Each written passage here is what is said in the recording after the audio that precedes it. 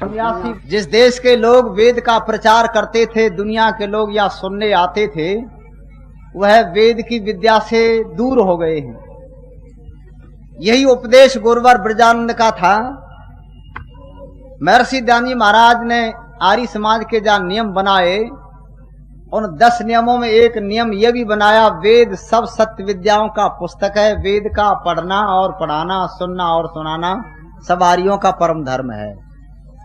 महर्षि दयानंद जी महाराज ने कहा, ऐ लोगों, वेदों की ओर लौटो, वेदों की ओर लौटो। और जीवन भर वेद का प्रचार किया। आप इस मंच से ही नहीं, आर्य समाज के जहां कार्यक्रम होते हैं वहां 2 बात सुनते होंगे। एक तो वेद की चर्चा, वेद के अनुकूल चलो, बहुत चर्चा वेद की होती है, वेद पढ़ो, वेद के अनुकूल चलो। और दूसरे, इस मंच से महर्षि दयानंद जी महाराज का नाम लिया जाता है, समय समय पर लेते हैं। और आचार्य जी तो महर्षि दयानंद जी महाराज के लिखे हुए ग्रंथों को आपको दिखा रहे हैं कि देखो इनको पढ़ो, ये अमूल्य ग्रंथ हैं, ये प्रचार किया जा रहा है। आपने वेद की चर्चा बहुत सुनी है, मैं इसी से संबंधित कार्यक्रम आपके सामने रख रहा हूं। ये विशेषता क्या है? मैंने एक जगह पर नहीं, अपने प्रचार में बहुत जगह ये बात कही है और कहते रहते हैं। देखो, एक तरफ 4 वेद रख लो, ध्यान से सुनो माता बहन भाई, एक तरफ 4 वेद रख लो जिनकी चर्चा इस मंच से होती है, ऋग्वेद, यजुर्वेद, सामवेद और अथर्ववेद। 4 वेद एक तरफ रख लो और एक तरफ कुछ और किताब रखो। कौन सी, उनके नाम बताए दे रहा हूं मैं। एक तरफ 4 वेद रखे और दूसरी तरफ कुरान, बाइबल, तौरेत, जंबूर, जिंदावस्था, कबीर बीजक, गुरु ग्रंथ साहब और जितने ग्रंथ आपको मत पंथ मजहबों के मिले, वो दुनिया के जितने मत पंथ मजहब संप्रदायों के ग्रंथ हैं जो अपने गुरुओं ने बनाए, मान रखे, उनको एक तरफ रख लो। मैं सबके नाम नहीं जानता, अपने अपने ग्रंथ होंगे कुछ न कुछ, सबको एक तरफ रख लो। एक तरफ 4 वेद रखे हैं और एक वेद का विद्वान बैठा है वेदों की तरफ, दूसरी तरफ सब गुरुओं को बिठा लो जो अपने अपने मत पंथ मजहबों के ग्रंथ हैं। अब मैं 3-4 प्रश्न करे देता हूं। किनसे? जो दुनिया में जितने संप्रदाय, मत पंथ और वो अपने ग्रंथों को लेकर के बैठे, उनसे 3-4 प्रश्नों का उत्तर पूछ लो। अब यहां तो कोई है नहीं, पर आपको मैं प्रश्न बता दे रहा हूं, कभी मिल जाए तो उनसे आप प्रश्न कर देना। कभी मिल तो जाएंगे, बातें तो करते होंगे लोग, बहुत मिलते होंगे। प्रश्न में बताए दे रहा हूं, यदि प्रश्नों का उत्तर दे दे तब तो आप उनके शिष्य बन जाना, और न दे तो आप उनसे कहना आप हमारे साथ आ जाओ। चेला तो मत बनो, पर हमारे साथ ही आ जाओ। प्रश्न क्या है? माता बैठ जाओ, शांति। जर्मन, जापान, फ्रांस, अरब, यूनान, इटली, सारी दुनिया के लोग गणित पढ़ते हैं और किसी का काम गणित के बिना चलता नहीं। पढ़ते हैं ना, गिनती पढ़ते हैं, सब कुछ पढ़ते हैं। उन लोगों से कहो हम तुम्हारी किताबों से गणित पढ़ना चाहते हैं, तुम्हारी किताबों में कहीं गणित हो, सम संख्या हो, विषम संख्या हो, गणित के जितने फार्मूले हैं, अब तो पुस्तक उत्तर प्रदेश में पढ़ाई जाती, गणित के 16 फार्मूले हैं, वो वैदिक गणित के नाम से है। उनसे कहो सारी कुरान में से गणित पढ़ाओ दुनिया को, कहीं तुम जानते हो तो, तुम्हारा पैगंबर जानता हो, तुम्हारा अल्लाह जानता हो, जिसने कुछ लिखा हो इसमें 1-2 लाइन कि ये गणित है। बाइबल वालों से प्रश्न कर दो कि तुम अपनी बाइबल में से गणित पढ़ाओ दुनिया को, जिसको तुम धर्म ग्रंथ मानते हो, आप प्रश्न करके देख लेना। तो मैं निश्चय कहता हूं दुनिया का कोई ग्रंथ गणित नहीं पढ़ा सकता जितने ये मत और मजहब पंथों के हैं, उनमें गणित है ही नहीं। अच्छा, कहां से पढ़ोगे गणित? महर्षि दयानंद जी महाराज क्या कहते हैं? मैं वेद मानता हूं, मैं वेद मानता हूं। क्यों? वेद में गणित है। और आपको विश्वास न हो तो पढ़ो, यजुर्वेद के 17वें अध्याय का एक और दूसरा ही जो मंत्र है, उसका मैं मंत्र नहीं, उस मंत्र में संख्या बताए दे रहा हूं आपको, एक ही मंत्र में। और पुराने लोगों को वो याद भी होगी। एक ही मंत्र में इकाई, दहाई, सैकड़ा, हजार, 10,000, लाख, 10 लाख, करोड़, 10 करोड़, अरब, 10 अरब, खरब, 10 खरब, नील, 10 नील, पदम, 10 पदम, शंख, 10 शंख। ये पढ़ा होगा, एक मंत्र में है। उसमें सम संख्या और विषम संख्या है, और यहां अंत नहीं होता संख्या का, यहां से आगे और बहुत है। ये एक ही मंत्र में है और अनेक मंत्रों में गणित है। दुनिया का कोई मजहब का ग्रंथ गणित नहीं पढ़ा सकता, उनमें कुछ है ही नहीं। मुसलमानों से पूछो तुम गणित कहां से सीखे, तो गणित को मुसलमान हिंदसा कहते हैं। वो क्या कहते हैं उसका, गणित को क्या कहते हैं, हिंदसा, जो हिंद की तरफ से आया, यहां तो था ही नहीं, उसको उन्होंने क्या कह दिया, हिंदसा। सारी कुरान शरीफ के अंदर गणित नहीं और सारी दुनिया में मुसलमान गणित पढ़ते। तो बताओ, तुम्हारी पुस्तक तो अधूरी है, इसमें तो पूरा ज्ञान नहीं। एक बात सारी दुनिया के ग्रंथों में नहीं मिलेगी। दयानंद कहते हैं इसलिए वेद पढ़ो जो विद्या का भंडार है। इस प्रश्न का उत्तर उनके पास है नहीं। एक दूसरा और सुन लो, प्रश्न कर देना। हमने तो प्रश्न किया पर वो उत्तर देते ही नहीं, जानते हैं ये वेद के सामने क्या उत्तर देंगे। एक दूसरा प्रश्न कर देना कि हम वेद मानते हैं, तुम अपनी ग्रंथों को मानते हो, अपने ग्रंथों में से कहीं से दुनिया के लोगों को साइंस पढ़ा दो। सारा संसार साइंस पढ़ता है ना, और साइंस वो है जो कि कसौटी पर खरी उतरे, जो कसौटी पर खरी उतरती हो। जो साइंस वेद में है वो दुनिया में है, और दुनिया में वो वेद में है। इनकी पुस्तकों में कहीं भी आपको साइंस नहीं मिलेगी। महर्षि दयानंद जी महाराज ने एक प्रश्न किया है, ये आचार्य जी सत्यार्थ प्रकाश नाम का ग्रंथ आपको दिखाते हैं ना, बार बार इसको खरीदो, 20 रुपए मिल रहा है, बहुत सस्ता। उसमें स्वामी दयानंद जी महाराज ने एक प्रश्न किया है, और क्या प्रश्न किया है, स्वामी दयानंद जी महाराज ने लिखा है, जब खुदा ने दुनिया बनाई, तुम्हारे ग्रंथों में लिखा है, जब खुदा ने दुनिया बनाई तो छठे दिन सूरज को बनाया, छठवें दिन सूरज को बनाया। सारी दुनिया के लोग मानते थे, पर किसी के मस्तिष्क में प्रश्न पैदा नहीं हुआ। ये दयानंद के दिमाग में पैदा हुआ, और दयानंद ने उत्तर मांगा, बताओ खुदा ने जब दुनिया बनाई तो छठे दिन सूरज को बनाया, तो बिना सूरज के 6 दिन तुमने कैसे मानी, उत्तर दो। बिना सूरज के 6 दिन कैसे हो गए, ये कैसे माना कि 6 दिन हैं। आज तक सारी धरती का कोई व्यक्ति इसका उत्तर नहीं दे पाया। दयानंद ने जो प्रश्न किया, तो क्या किया लोगों ने, अपनी किताब में से लाइन निकाल दो, ये तो गलत लिख गई है, खुदा ही नहीं जानता था, ये तो किताब लिखने वाले ने बात ही गलत लिख दी, उसको कुछ साइंस का पता ही नहीं था। वो तो पता नहीं भांग पी करके बात लिखी या कोई नशे में लिख दी। तो स्वामी दयानंद जी महाराज ने कहा, बिना सूरज के 6 दिन कैसे हुए, ये बेसिर पैर की बात क्या लिखते हो। तो उन लोगों की समझ में आया कि हमारी किताब में साइंस भी नहीं है। अच्छा, और बहुत से लोग थे। एक आदमी ने जब वेदों की तरफ पढ़ा और देखा, तो उसने कहा पृथ्वी गोल। पृथ्वी गोल क्यों है, भारत की तरफ से एक शब्द है जिसका नाम है भूगोल। भूगोल का अर्थ क्या हुआ, पृथ्वी सीधा है। वो तो ये बाकी बता रहा पृथ्वी कैसी है, गोल। जब उस व्यक्ति ने, विदेश के ने सोचा कि पृथ्वी गोल, और हमारी किताब में पृथ्वी लिखी है चपटी, तो नाम क्या था उसको, गैलीलियो। ये साधारण आदमी नहीं था। गैलीलियो ने देखा हमारी किताब में पृथ्वी चपटी लिखी है, और भूगोल जो वाक्य है वो ये कह रहा है पृथ्वी गोल है, तो वेदों में पृथ्वी गोल और बाइबल में पृथ्वी, तो उसने घोषणा कर दी पृथ्वी तो गोल है। तो क्या कहने लगे ईसाई लोग, क्या बकते हो, चुप रहो, बोलो मत, तुम जान गए तो सुनाओ मत सबको। तो गैलीलियो कहने लगा पृथ्वी तो गोल, मैंने तो जांच की है, देखा तो वेदों की बात सत्य निकली और तुम्हारी किताब की बात झूठी निकली। तो लोगों ने कहा ये कहो मत, तुम कहोगे तो हमारी किताब झूठी हो जाएगी। उसने कहा किताब झूठी, तुम्हारा वो अल्लाह जिसने ज्ञान दिया वो ही नहीं जानता था, उसको पता ही नहीं पृथ्वी कैसी है, ये तो वेद में सही बात लिखी है। तो आप पढ़ लेना, उस गैलीलियो नाम के व्यक्ति को लोगों ने मृत्यु दंड दिया, मार दिया था उसको जान से, कि तुम गलत कहते हो। तो मरते मरते क्या कहेगा, तुम मानो चाहे मत मानो, तुम्हारी किताब झूठी और वेद बिल्कुल सत्य है, तुम्हारी किताब में साइंस नहीं। अच्छा, एक और महिला हुई इटली में, उसका नाम था हाइपेशया। उस महिला का नाम था हाइपेशया।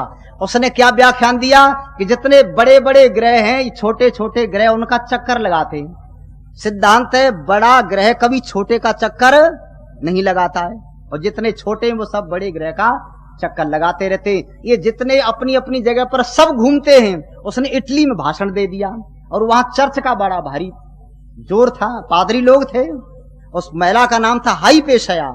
उसने ये कहा कि पृथ्वी जितने नक्षत्र ग्रह उपग्रह ये सब अपनी अपनी जगह पर घूमते हैं, और कोई इतनी दूरी पर है, कोई इतनी दूरी पर है, पृथ्वी इतनी है, सूरज इतना है, चंद्रमा इतना है। जब उस महिला ने पढ़ करके जब भाषण दिया तो वहां के पादरियों ने कहा ये तो बोलती है तो हमारी किताब झूठी होती है, इसके भाषण को बंद करो। तो आप पढ़ लेना, उस स्त्री की बेइज्जती की, कपड़े उतारे, पैर में रस्सी बांध करके उसके कपड़े उतार करके खींचा गया और जीवित के उसके मांस को काटा गया और कहा गया कि तू ऐसे बोलेगी कि मर जाऊं पर बात वेद की कहूंगी, क्योंकि मैंने देख लिया सब नक्षत्र ग्रहों को अच्छी तरह से परीक्षण करके ये सब अपनी अपनी जगह पर घूमते। वेद का साइंस सही है, तुम्हारी किताब का साइंस गलत है। तो पढ़ लेना। उस हाइपेशया नाम की महिला को सन 1616 में, सन 1616 में और 14 फरवरी के दिन फांसी दे दी थी इटली के अंदर, क्योंकि उसने साइंस की बात कह दी।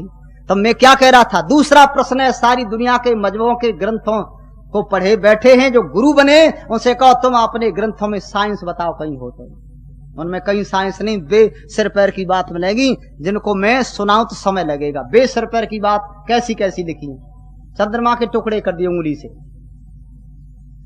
उंगली से टुकड़े हो गए चंद्रमा के। अच्छा वो बे सिर पैर की बात यहां भारतीय लोगों के अंदर भी होने लगी। यहाँ के लोग भी जो अज्ञानी थे, आर्य नहीं थे, वो भी क्या कहने लगे, इस सूरज को हनुमान ने अपने गाल में रख लिया। अच्छा ये कौन कह रहा है, भूगोल का अध्यापक, जो अध्यापक भूगोल पढ़ाता है और स्कूल में क्या कहता है, सूरज पृथ्वी से 13 लाख गुना बड़ा है। विद्यार्थी पढ़ रहे हैं सूरज पृथ्वी से 13 लाख गुना बड़ा है, गुरुजी ने बताया, भूगोल में लिखा है। और वही अध्यापक स्कूल से छुट्टी हुई और हनुमान के सामने खड़ा है, क्या कह रहा है, बाल समय रवि भक्ष लियो तब तीनों लोक भयो अंधियारो और 23 त्रास भयो जग को ये संकट काउस जातन टारो देवन आन करी विनती तब छाण दियो रव कष्ट निवारो और को नहीं जानत है जग में कप संकट मोचन नाम। एक विद्यार्थी कहने लगा, गुरुजी क्या बक रहे हो, स्कूल में तो कहते थे सूरज पृथ्वी से 13 लाख गुना बड़ा और यहाँ कहते हनुमान ने सूरज को गाल में रख लिया, तो बता हनुमान कितना बड़ा। और गुरुजी चुप हो, बेसिर पैर की बात करते थे इस देश में भी लोग जिनको साइंस का पता नहीं था। महर्षि दानी महाराज क्या कहते हैं, वेद मानता हूं, एक तो दुनिया के ग्रंथों में गणित नहीं और दूसरी कौन सी बात नहीं बोलो, साइंस नहीं। अच्छा एक तीसरा प्रश्न और कर देना, मैंने तो अपनी जेब में 100 रुपए रखे, जब जब प्रचार किया मैं 100 रुपया इनाम के दे दूंगा, कोई व्यक्ति सभा में बैठा हो जो मत पंथ मजहब संप्रदायों को मानता हो, मेरे प्रश्न का उत्तर दो, 100 रुपया इनाम के ले लो, अपने गुरुओं से पूछ लो, और गुरु यहां ना हो तो गुरुओं को बुला लाओ, किराया में दे दूंगा, यह भी खर्चा कर देंगे। जो गुरु ज्यादा अभिमान रखते हो कि हम विद्या के भंडार हैं। तीसरा प्रश्न कर दो, अपने ग्रंथों में से बीमारी का इलाज कैसे करोगे, कहीं चिकित्सा पद्धति बताओ। अच्छा सारी कुरान में चिकित्सा पद्धति नहीं, कहीं बाइबल में नहीं, तौरेत में नहीं, जम्बूर में नहीं, जिंदावस्था में नहीं, कबीर बीजक में नहीं, गुरु ग्रंथ साहब में नहीं, और कहीं भी किसी ग्रंथ से दुनिया के लोग बीमारियों का इलाज नहीं कर सकते। कौन सी जड़ी बूटी कौन सी जगह पर होती है, कितनी बड़ी होती है, क्या उसके लक्षण हैं और किन बीमारियों में काम आती है, इन बीमारियों का निदान अन्य ग्रंथों मिल ही नहीं सकता। वो केवल आयुर्वेद में, और आयुर्वेद सारी धरती पर फैला, अब उसका लोगों ने और चाहे वो विस्तार किया हो, ढंग बदला हो, तरीका बदला हो, चाहे वो एलोपैथिक हो और चाहे वो होम्योपैथिक हो, चाहे एक्यूपंक्चर हो, चाहे एक्यूप्रेशर हो, चाहे प्राकृतिक चिकित्सा हो, ये सारी जितनी पद्धति वो केवल आयुर्वेद से निकली है। सारी दुनिया के लोगों के मजहबों के ग्रंथों में चिकित्सा पद्धति समाप्त है ही नहीं, वहां वो सब अधूरा ज्ञान है। इसलिए आचार्य जी बार बार क्या कहते हैं, वेद पढ़ो, दयानंद को समझो। दयानंद क्या कहते हैं, दयानंद कहते हैं मैं वेद मानता हूं, वेद सब सत्य विद्याओं का पुस्तक है। स्वामी जी ने कहा ना आर्य समाज का पहला नियम, सब सत्य विद्या और जो पदार्थ विद्या से जाने जाते हैं उन सबका आदि मूल परमेश्वर है। वेद ईश्वर की वाणी, ईश्वर का ज्ञान है। इसलिए उसमें कोई अधूरापन नहीं। 3 बात हो गई जी। एक चौथा प्रश्न और सुन लो। एक चौथा प्रश्न करो दुनिया के लोगों से, आप अपनी किताबों में से कहीं से हमको संगीत सिखा दो। संगीत क्यों, मैं गलत कह रहा हूं? अच्छा, मैं बाजा लेकर के अब शुरू करूं संगीत। तो हम जब स्वर मिलाते तो हमारे यहाँ स्वर और व्यंजन 2 होते हैं ना, पढ़े लिखे सब बहन भाई बैठे हैं, स्वर और व्यंजन। और स्वर वो होता है जिसके बोले में किसी की आवश्यकता सहायता नहीं लेनी पड़ती। स्वर तो कैसे जो कुदरती स्वाभाविक है, वो स्वर जो निकलता आ ई ऊ इत्यादि ये स्वर हैं। हम स्वर मिलाएंगे, हम इसमें आ कहेंगे, ई कहेंगे, ऊ कह सकते हैं और अपना स्वर मिला करके शुरू कर देंगे संगीत को। अच्छा, मुसलमानों से कहो तुम स्वर मिलाओ अपनी किताब में से, तो उनका पहला अक्षर क्या है? अलिफ बे पे इत्यादि जो है, अलिफ है ना। अब अलिफ में एक है नहीं, वो कई से मिलकर के बनाए, उसमें व्यंजन भी है और स्वर भी है। अलिफ में व्यंजन भी है और स्वर भी है। अब वो आ न कहे अलिफ कहे तो इसमें मिलेगा ही नहीं स्वर। कब मैं शुरू कैसे करूं? या तो आ कहना पड़ेगा या ई ऊ इत्यादि कहना पड़ेगा। तो उनके यहाँ संगीत, उनका अल्लाह ही संगीत नहीं जानता था। आर्य समाज के जब जुलूस निकलते थे ना मस्जिद के सामने होकर के, मस्जिद के सामने जुलूस निकलते थे, आर्य समाज के प्रचारक भजनोपदेशक गीत गाते, बाजे बजते, तो क्या कहते? मस्जिद आ गई है, यहाँ बंद कर दो, यहाँ गाना बंद कर दो। क्योंकि अल्लाह को गाना पसंद ही नहीं था, वो जानता ही नहीं था, इसलिए झगड़े हो जाते थे, लोग पत्थर फेंक देते। तो हम विचार करते थे मस्जिद के सामने जब गीत गाते और वैदिक गीत गाते, ओम का गाते हैं, जागृति के गीत गाते, तो यहाँ क्यों नहीं गाने देते? तो पता लगा अल्लाह को संगीत प्यारा था ही नहीं, वो संगीत जानता ही नहीं था, इसलिए अल्लाह का घर है या संगीत मत सुनाओ, क्योंकि अल्लाह संगीत नहीं जानता था। तो सारी दुनिया के ग्रंथों में कहीं संगीत नहीं। और सुनो, ये जो पढ़ते न सारे गा मा पा धा नी, ये 7 स्वर है ना, ये 7 स्वर क्या है? ये उनकी किसी किताब में इनका वर्णन ही नहीं मिलेगा। 7 क्या है, क्या मतलब है? ये केवल वेद में है। और स्वामी दयानंद जी महाराज ने जो ऋग्वेदादि भाष्य भूमिका है ना, आचार्य जी बता रहे थे, उसमें 7 स्वर लिखे हैं। ये क्या है, कैसे है जी? पुस्तकें, ये तो पुस्तकें खरीद लेनी चाहिए, मैं इन्हीं से बोल रहा हूं। तो क्या हो गया? 4 बात सारी दुनिया के मजहबों के ग्रंथों में मिल नहीं सकती। संगीत। अच्छा, एक 5वीं और बताऊं, आप आश्चर्य करेंगे। सारी दुनिया के मजहबों के ग्रंथों में मकान बनाने की विधि नहीं। मकान तो बना करके रहते हैं सब, बाइबल कुरान तौरे जमूर को उठाओ, तो बताओ तुम्हारी किताब में मकान कैसे बनाने चाहिए? मकान बनाने तक की विधि नहीं। ये कहाँ है? वेद में है। और पढ़ना चाहो तो स्वामी दयानंद जी महाराज की लिखी हुई संस्कार विधि पुस्तक पढ़ लो, वो भी ऐसा 10 रुपए में दे रहे हैं, कितनी सस्ती किताब। संस्कार विधि में साला क्रम लिखा है स्वामी जी ने, मकान कैसे बनाने चाहिए, दरवाजा किधर को, और कैसे कैसे। जो मकान की विधि इसमें है, वो मकान की विधि अब विदेश के लोगों की समझ में आई है। अब जितने मकान बनते, चारों तरफ परकोटा बना करके बीच में बनाओ, इधर से भी हवा आवे, इधर से भी, और सूरज का प्रकाश भी। ये लोगों की अकल ठीक अब हुई है।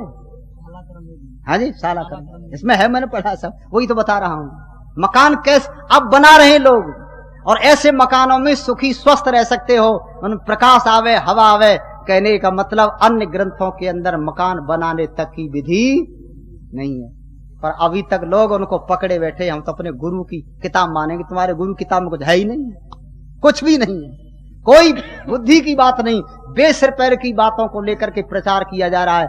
महर्षि दयानंद जी महाराज कहते हैं, मैं वेद मानता हूं, वेदों की शरण में आ जाओ। हम कहां जानते थे, हम तो प्रचार सुनते थे ऐसे। मैं अभी चर्चा कर रहा था दोपहर, मेरे गुरुजी पंडित किशोरीलाल जी जब प्रचार करने आए, तो वो कहते थे चैलेंज दे करके, मैं इनाम दे रहा हूं, कोई व्यक्ति मेरे प्रश्न का उत्तर दो। हम बैठे सुनते थे। हमारे यहाँ का एक व्यक्ति गुरुकुल वृंदावन में चला गया, प्रसंग बस कहने लगा हूं, आपको गीत सुनाऊंगा। एक व्यक्ति हमारे यहाँ का गुरुकुल वृंदावन में चला गया, वो आर्य समाजी नहीं था, गेरुआ कपड़े पहनता था, आर्य समाज को जानता ही नहीं था। गुरुकुल वृंदावन का उत्सव हो रहा था, आर्य समाज के साधु सन्यासी जा रहे थे, जैसे आप लोग आए हैं ऐसे और भी बहुत लोग। तो वो सन्यासी विचार करने लगा, ये साधु जा रहे हैं, साधुओं को प्रसाद मिलेगा, बंटता होगा किसी मंदिर में, चलो मैं भी ले आऊं। वो व्यक्ति भी चला गया, और वहां जाकर के जो ही बैठा तो शायद आनंद स्वामी जी का प्रवचन था या किसी और सन्यासी का प्रवचन था। उस सन्यासी ने अपने हाथ में किताब लेकर के कहा, देखो भाइयों, ये एक किताब है, इसमें सैकड़ों रोगों की दवाई है। 8 आने में आती है, 8 आने में सैकड़ों रोगों का इलाज। अब वो साधु जो बैठा था हमारे यहाँ का, मेरे गांव का था, उसने कहा कि सैकड़ों रोगों का इलाज और 8 आने में। तो मेरा एक चेला है, उसका नाम है ओंकार, बीमार रहता है। उसने कहा, गुरुजी कोई दवाई ले आना, तो इसी को ले चलूं। वो जानता नहीं था। उसने 8 आने में सत्यार्थ प्रकाश नाम की किताब थी, गुरुकुल वृंदावन में से सत्यार्थ प्रकाश को 8 आने में ले गया। और जब बांध करके लाया, पढ़ा लिखा था नहीं, और आकर के कहने लगा, ओंकार तू ये कहता था गुरुजी कोई दवाई लाना, मैं बीमार रहता हूं, तेरी दवाई ले आया और 8 आने में लाया हूं, सैकड़ों रोगों की दवाई है इसमें, ले इससे पढ़ ले तू। अब ओंकार ने जब सत्यार्थ प्रकाश पढ़ा तो उसकी तो आंखें खुल गई। वो तो रामायण पढ़ता था, और आंखें जब खुल गई तो वो क्या कहने लगा ओंकार, गुरुजी हनुमान बंदर नहीं थे। गुरुजी कहने लगे, क्या बकता है तू, हनुमान बंदर नहीं थे, ये कहां से सीखा तैने?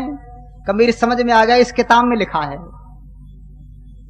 इसमें इन्हीं रोगों की दवाई है। गुरुजी कहने लगे, गजब हो गया, मैंने तो अपने पैरों में कुल्हाड़ी मार ली, ये तो मेरा चेला और मेरी बातों को काटता है। तो उन्होंने कहा, निकल जा मंदिर से, अब मंदिर में नहीं आने दूंगा, तू गलत बात करता है। हनुमान ने सूरज को गाल में नहीं दबाया, सूरज बड़ा है, हनुमान छोटा है, ये क्या कहता है? ओंकार को निकाल दिया। ओंकार ने सत्या प्रकाश पढ़ा, और एक पुस्तक और है, 2 बहनों की बात है, पंडित सिद्ध गोपाल की। बस ये पुस्तक ला करके ओंकार ने बांटना शुरू कर दिया। मेरे को भी सत्या प्रकाश जब मिला तो मैंने पढ़ा, विचार बदल गए, आपके यहां तक मैं आ गया हूं, सत्या प्रकाश की कृपा है। नहीं सत्या प्रकाश न मिलता और पौराणिकता में होता तो बैठ करके भागवत कहता, और 7 दिन में 50,000 रुपए से कम नहीं लेता, लंबा तिलक लगाता खूब, और कृष्ण की बात सुनाता। चीर को लेकर के कृष्ण जी कदम पे चढ़ गए, गोपियां नहा रही हैं, बस ये सुनाता भागवत। महा झूठी बात, देश को पता नहीं गड्ढे में ले जाता। सत्या प्रकाश की कृपा है, नहीं मैं गाना भी जानता था, भागवत ही कह सकता, और भी कथा कहता, और पैसे खूब मिलते। पर बहनों और भाइयों, इस ग्रंथ ने जीवन बदल दिया, बहुत लोगों के जीवन बदले। महर्षि दयानंद जी महाराज क्या कहते हैं, वेदों के अनुकूल चलो, वेद के सहारे से तुम्हारा सारा कल्याण होगा। लो अब गीत आपको सुनाई दे रहा है। सारी उलझन जगत की मिटेगी, सारी उलझन जगत की मिटेगी, बात वेदों की गर मान लोगे, सारी उलझन जगत की मिटेगी, बात वेदों की गर मान लोगे, सच क्या झूठ क्या है जहां में, न्याय अन्याय पहचान लोगे, सारी उलझन जगत की मिटेगी, बात वेदों की गर मान लोगे।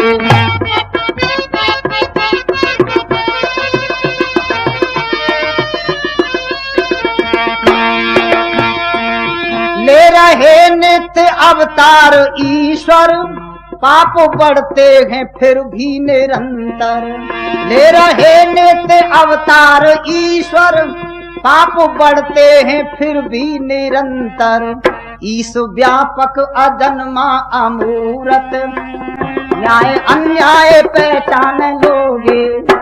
वेद की बात मान लेंगे तो क्या होगा, नकली ईश्वरों से पीछा छूट जाएगा। जो आज देश में नकली ईश्वर घूम रहे हैं ना, मैंने बताया महाभारत के बाद 3 परिवर्तन हुए देश में। महाभारत तक कोई व्यक्ति ईश्वर की मूर्ति नहीं बनाता था, महाभारत तक कहीं कोई मंदिर नहीं था, सारी रामायण के अंदर वाल्मीकि ने कहीं कोई मंदिर का जिक्र नहीं किया है, और पूरे महाभारत के अंदर आपको एक मंदिर का वर्णन नहीं मिलेगा। मैं 100 रुपया इनाम के दे दूंगा कोई व्यक्ति यदि बता दे तो।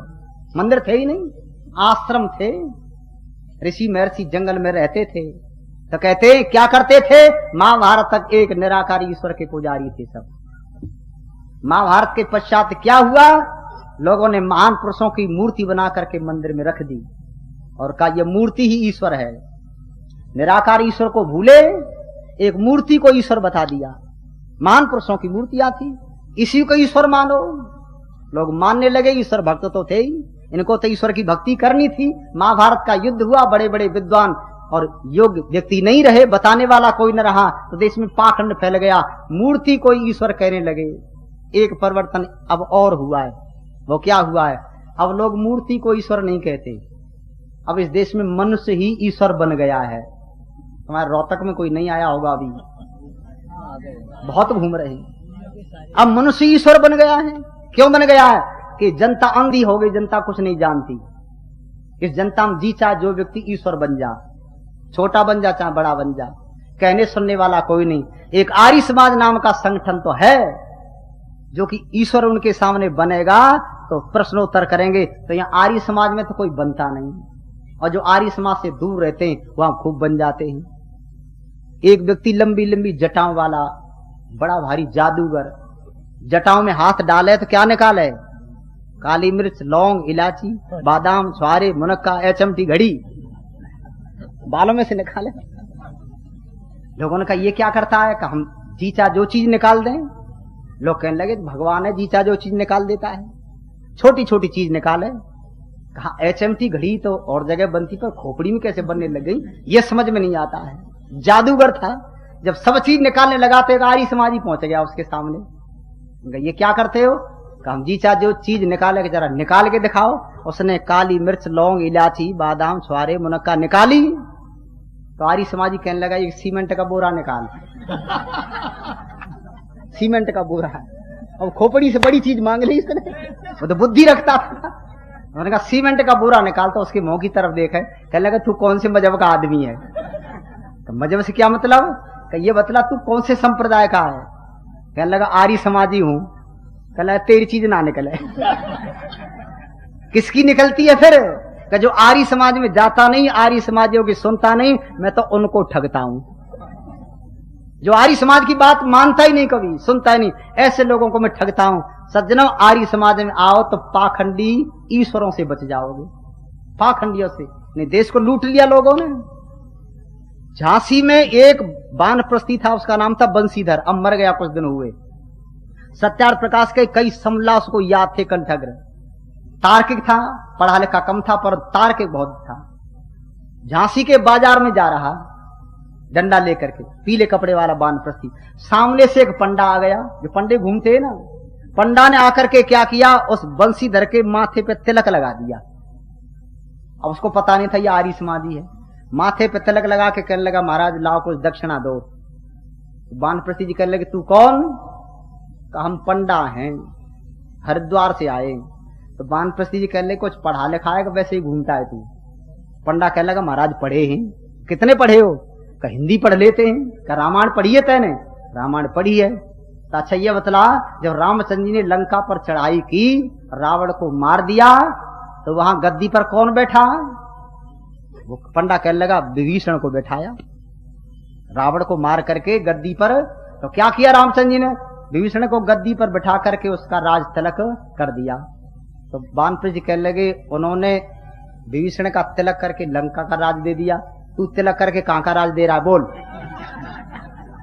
अब पंडा तो उल्टा मांग रहा था, कहने लगे ये क्या कहता है? तो पंडा चुप हो गया। वानप्रस्थ फिर कहने लगे अच्छा सुन, तैने किसी का विवाह देखा कभी? महाराज देखा है। तो विवाह होता है जब लड़का घोड़े पर चढ़ करके जाता है, दूल्हे जाता है, तो लड़की का जो बाप होता है वो तिलक करता है और लड़की देता है। तू बता कौन सी लड़की दे रहा है मेरे को? अब पंडे की बोलती बंद, तो हाथ जोड़ के कहने लगा बाबा पीछा छोड़। तो पंडा जब चलने लगा तो वानप्रस्थ जी ने कपड़ा पकड़ करके कहा इसे साफ करके जा। तो अपने कपड़े से साफ करके कहने लगा अब किसी आर्य समाजी की तिलक ना लगाऊंगा, गलती हो गई। ये सत्य घटना बता रहा हूं। आर्य समाजी बन जाओ तो पाखंडियों से बचोगे। नहीं, देश में बेशुमार पाखंडी घूम रहे, उनकी कोई गिनती नहीं है। बेशुमार पाखंडी। एक कवि सम्मेलन हो रहा था मेरठ में, तो उत्तम चंद सरड़ जी मौजूद है ना आर्य समाज के अभी, तो उन्होंने मेरे को बुला लिया। कहने लगा आपको भी उसमें बोलना है। मैंने बोल देंगे। तो उर्दू के वो शायर थे और उर्दू के कई कवि थे। तो मैं खड़ा हो गया, तो मैंने कहा उर्दू का एक शायर हुआ जिसका नाम था गालिब, है जी, नाम सुनते। उसने एक लाइन लिखी, कविता उसने बनाई। वो क्या लिखता है? मूर्खों की कमी नहीं है गालिब दुनिया में, मूर्खों की कमी नहीं है गालिब दुनिया में, एक ढूंढो तो हजार मिलते हैं। ये लाइन है ना उसकी। मैंने कहा आप सब उर्दू के शायर बैठे हो, ये लाइन गालिब ने गलत लिख दी। मैं उर्दू का शायर तो नहीं, मैं तो हिंदी जानता हूं, पर लाइन गलत है ये, आप भले ही सही बताओ इसको।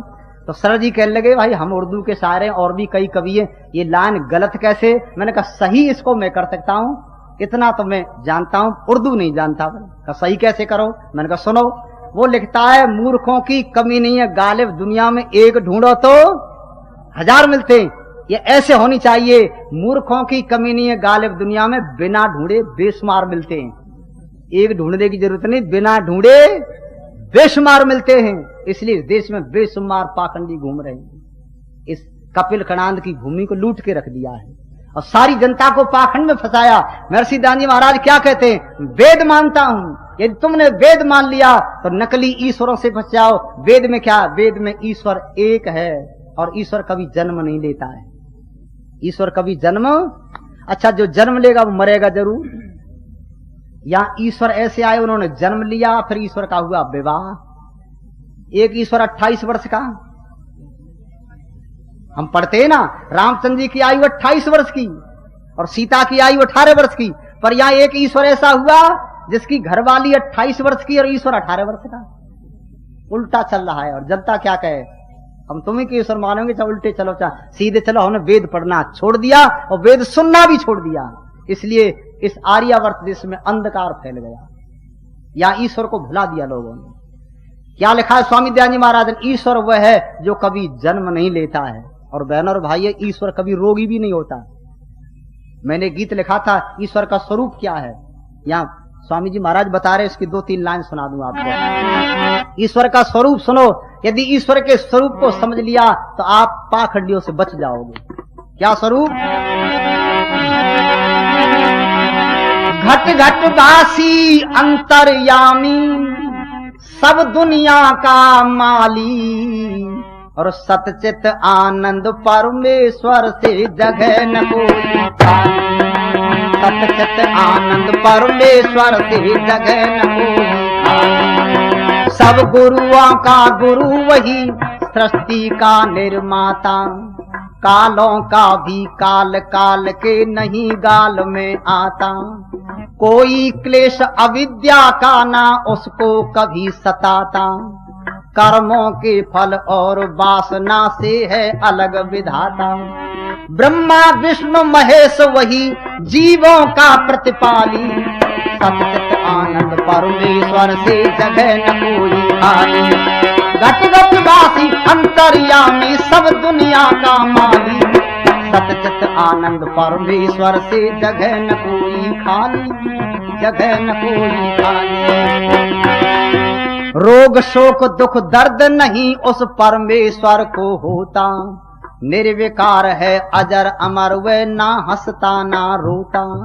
नस नाड़ी से रहत अजन्मा अब है कभी ना सोता, कर्मों के फल यथा योग्य दे जो जन जैसे बोता।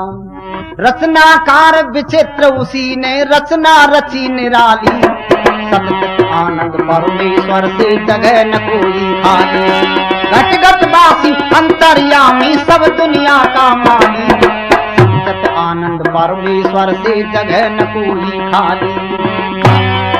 तेजवान सर्वज्ञ वही है सबकी जाननहारा, शुद्ध स्वयंभू पाप रहित है प्रीतम प्राणन प्यारा। सर्वाधार उसी का फैला चारों ओर पसारा, सुखदाता दुख नाशक ईश्वर आनंद का भंडारा। वेद प्रदाता सदा सहायक है सबका रखवाली, सतचित आनंद परमेश्वर से जगह न कोई खाली। घट घट वासी अंतर्यामी, सब दुनिया का माली, सतचित आनंद परमेश्वर से जगह न कोई खाली। जो जन ऐसे परमेश्वर का सच्चा ध्यान धरेंगे, उनके दुख दारिद्र और भय संकट दूर टरेंगे। वैदिक मर्यादा का पालन जो नर नित्य करेंगे, कहते हैं नर देव वही भव सागर पार तरेंगे। उससे बढ़कर और न कोई देखा है बलशाली, आनंद परमेश्वर से जगह न कोई खाली। घट घट वासी अंतर्यामी, सब दुनिया का माली, सतचित आनंद परमेश्वर से जगह न कोई खाली। कुछ व्यक्ति कहते हैं क्या रामचंद्र जी ईश्वर नहीं थे? तो सुनो, ईश्वर का स्वरूप क्या है? रोग शोक दुख दर्द नहीं उस परमेश्वर को होता। रामचंद्र जी की जब घरवाली खो गई तो पढ़ो क्या लिखा है, हे खग मृग हे मधुकर श्रेणी तुम देखी सीता मृग। पूछते फिर रहे। अच्छा, भगवान तो सारी दुनिया को जानता है, ईश्वर किसी से पूछेगा? और पूछने में भी अचंबा है। जब लौट करके आए वहां सीता नहीं मिली तो जटायु मिला है। रामायण को पढ़ो। वैसे जटायु वो नहीं था जिसको लोग मानते हैं जी, पक्षी नहीं था। पक्षी तो था पर राम का पक्षी था, रावण का विपक्षी था। रावण का पक्षी था वो, पक्ष लेने वाला। रावण का विपक्षी था। और जटायु क्या था विद्वान जटायु ब्राह्मण, दशरथ का सहपाठी और कश्यप गोत्र उसी का दूजा भाई था संपाति। ब्राह्मण था वो। उसने कुशल पूछी है राजा दशरथ की। तो जटायु मिल गया तो कहा ये क्या हालत का, सीता को लंका का राजा रावण ले गया और मुझे परास्त करके डाल गया। अच्छा, बता दिया ना कि सीता किधर गई, कौन ले गया? जटायु ने बता दी ना। तो लंका का राजा रावण। अब यहां से फिर रामचंद्र जी चले, पेड़ों से पूछ रहे मेरी घरवाली किधर गई। अब है कोई अकल की बात? हे खग मृग ये मधुकर श्रेणी तुम देखी सीता मृग नैनी। अच्छा, अब देखते फिर रहे और यहां से आगे फिर चले। हनुमान मिला है तो कैसे घूम रहे हैं कि यहां हरि निश्चर वैदेही विप्र फिरे हम खोजत ते, हम ढूंढते फिर रहे। और वर्षा ऋतु आ गई है जी, शरद ऋतु आई, वर्षा गई शरद ऋतु आई और सीता की कुछ सुध नहीं पाई। का खबर लाओ। अच्छा, कोई व्यक्ति कह दे तेरी भैंस चोरी चली गई है और वो झज्जर का वो आदमी ले गया है, फिर पेड़ों से पूछने की क्या जरूरत? जब पता लग गया वो ले गया है और 3-3 महीना तक बैठे रहो, फिर कहो जरा खोज लगाओ किधर गई है। सुग्रीव से कहा तुम जाओ, अरे सीधा चला जा, पता जटायु ने बता दिया मेरे सामने ले गया। फिर अब ये इसको ईश्वर कहोगे? ईश्वर सब दुनिया को जानता है। रामचंद्र जी महान पुरुष हैं, मर्यादा पुरुषोत्तम हैं, परंतु वो ईश्वर नहीं है। वो तो ईश्वर की भक्ति करते थे। रामचंद्र जी संध्या करते थे। विगत दिवस गुरु आय सुपाई और संध्या करण चले दोनों। अच्छा, संध्या किसी की कर रहे हैं? जब ईश्वर है तो संध्या किसी की करते, भक्ति किसी की कर रहे? पता लगा कोई ईश्वर और है जिसकी भक्ति और संध्या की जाती है। वो ईश्वर नहीं थे, धर्मात्मा तो थे पर परमात्मा नहीं थे। इसलिए बहनों और भाइयों, रोग शोक दुख दर्द नहीं उस परमेश्वर को होता और निर्विकार है अजर अमर, वह ना हंसता ना रोता। महर्षि दयानंद जी महाराज कहते मैं वेद मानता हूं और वेद में ऐसा ईश्वर है जो कि जन्म नहीं लेता है। उस ईश्वर की भक्ति करो, क्यों धक्के खाते हो? यही महर्षि दयानंद जी महाराज ने कहा यदि वेद के सिद्धांत को मान लेते लोग तो ईश्वरों से, ये नकली घूम रहे इनसे बच जाते और सच्चे ईश्वर के भक्त होते। हम वेद की विद्या से दूर हो गए, तभी तो गोस्वामी तुलसीदास जी महाराज लिखते हरित भूमि तृण संकुलित समझ पर नहीं पंथ और जिम पाखंड विवाद से लुप्त हो सद ग्रंथ। यहाँ देश में अंधकार फैल गया, वेद की विद्या से दूर हो गए। इसलिए बहनों और भाइयों, इस व्यापक अजन्मा अमूर्त ठान हृदय में ये ठान लोगे, सारी उलझन जगत की मिटेगी, बात वेदों की गर मान लोगे। 4-5 मिनट बाकी है तो 1-2 लाइन और सुना दूं। जात के नाम झगड़ा बढ़ा है, कोई छोटा है कोई बड़ा है।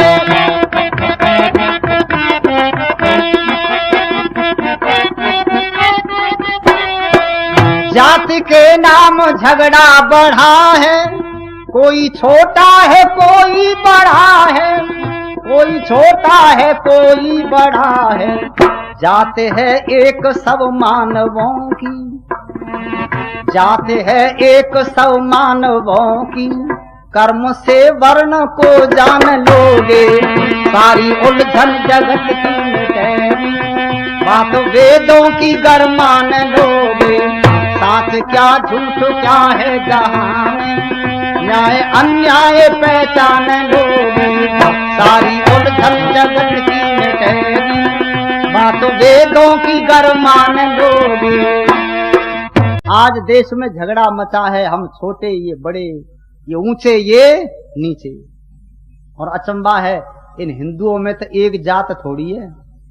एक हिंदी के कवि लिखा, जो केले के पात में पात, पात में पात, जो केले के पात में पात, पात में पात, और जो गधे की लात में लात, लात में लात, और जो कवियों की बात में बात, बात में, और जो हिंदुओं की जात में जात, जात में जात। एक पंडित मुरलीधर थे उत्तर प्रदेश के, बताया करते पूरब में चले गए प्रचार करने को।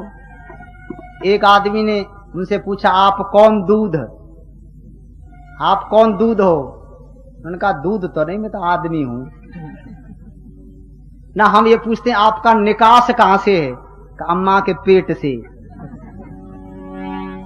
देखो लोगों को पूछने के बाद हम ये नहीं पूछते आप कौन वर्ण हो? का सामले वर्ण हूं। हम ये नहीं पूछते, ये पूछते आपकी बिरादरी क्या है? उन्होंने कहा आप अपनी तरफ से शुरू करो, आप कौन हो? वो कहने लगे हमें सरजू पारी ब्राह्मण। ये कहने लगे हमें गंगा पारी ब्राह्मण। तू सरजू पारी था, हम गंगा पारी ब्राह्मण। ये हिंदुओं के अंदर रोग है, एक नहीं, इनमें एक जात में कितनी जात है। और मनुष्य जाति, दयानंद क्या कहते हैं? सब मनुष्यों की एक जाति है। वेद में यही है, सब मनुष्यों की एक जाति, पर वेद की विद्या से दूर होकर के इन मनुष्यों में कई जाति बन गई और वो जाति एक दूसरे की दुश्मन हो गई। भयंकर रोग है जी। और रोग तो दूर हो गया है, इस देश में एक रोग दूर हो गया जिसको कहते हैं छुआछात। अब लोग पास बैठते, कोई भेदभाव, अब कोई पूछता नहीं तुम कौन हो, नहीं, पहले कोई छू लिया। घर में मत घुसे, दरवाजे पे खड़ा रहे, पानी लेकर के माताएं छींटा मारती तब घर में घुसने देती।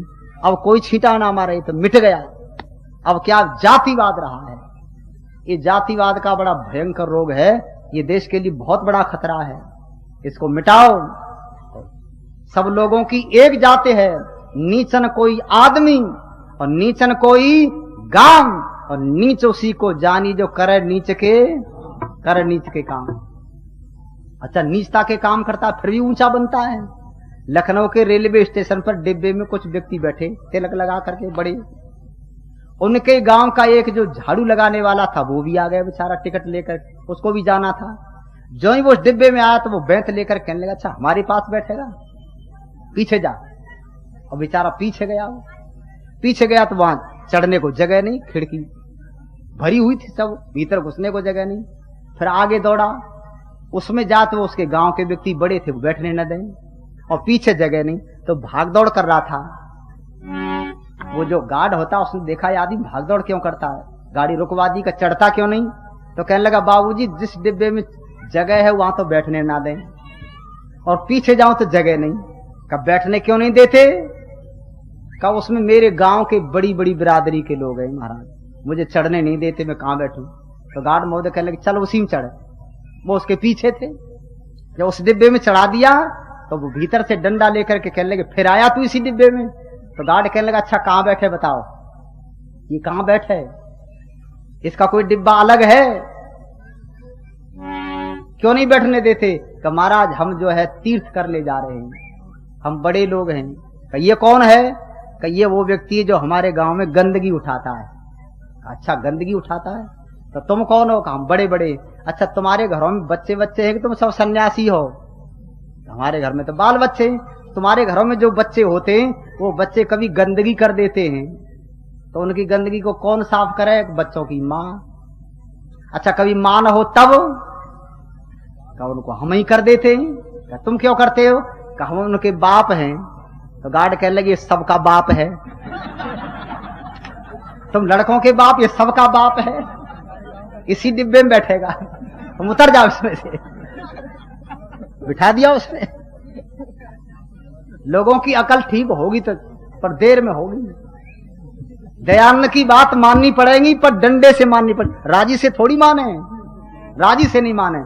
ये जो जगजीवन राम जी गए ना उसमें बनारस में, तो आप पढ़ लेना, आपको पता होगा। जब वो थे शायद शिक्षा मंत्री थे या कोई और अधिकारी थे, रक्षा मंत्री थे और बनारस में गए तो डॉक्टर संपूर्णानंद की मूर्ति का अनावरण करना था उन्हें। आपको शायद पता हो, पढ़ लेना। डॉक्टर संपूर्णानंद की मूर्ति थी, कपड़े से ढकी थी, उसका अनावरण करना था और माला डालनी थी।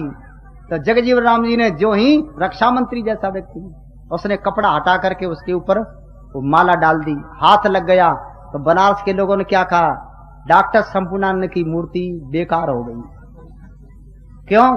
कि जगजीवन राम जी ने हाथ लगा दिया। तो जगजीवन राम जी तो चले आए पीछे, उस मूर्ति को धुलवाया गंगा जल से, साफ किया। तो एक बात कही जगजीवन राम ने कि मैं आर्य समाजियों के हवन में गया, आर्य समाजी लोगों ने हवन में बुलाया, हवन कुंड पे बिठाया, मैंने हवन कुंड में आहुति दी और गले में जनेऊ पहनाया, उनका हवन खराब नहीं हुआ, हवन कुंड खराब नहीं हुआ। और तुम भक्त बनते हो राम के, मेरा हाथ मूर्ति से लग गया तो मूर्ति खराब हो गई, इसका मैं जवाब दे करके रहूंगा।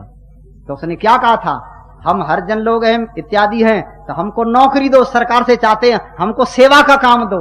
का बोलो क्या सेवा चाहते हो? कि हमारे लोगों को रेलवे स्टेशन पर पानी पिलाने की नौकरी दे दी जाए। का बिल्कुल ठीक। तो सारे देश के रेलवे स्टेशनों पर सब मेहतर लगा दिए, तो पानी पिलाओ। अब पानी लेकर खड़े, रेल आके खड़ी हुई, लो बाबूजी, वह हाथ लगने से मूर्ति खराब हो गई, तुम्हारे मुंह में पानी। अब कितने खराब हो रहे हो। यह दयानंद का जादू, राजी से नहीं माने, वेद की बात माननी पड़ेगी। यदि तुमने अब भी ये ऊंच नीच भेदभाव फैलाया तो देश में बहुत बड़ा बिगाड़ होगा। समझ जाओ, वेद के अनुसार सच्चे एक ईश्वर को समझो, और वेद के ही अनुसार बहनों और भाइयों, ये मनुष्य जाति सब एक जाति, इनमें न छोटा न कोई बड़ा है, मिल करके रहना सीख लो। संग छद्दम संबद्धम संभव मनास जानताम देवा भागम यथा पूर्वे संजानाना उपासते। ये वेद का उपदेश है। ऐ लोगों, वेद के उपदेश को स्वीकार करेंगे तो सुख और शांति होगी। नान्या पंथा वेद्यते है ना।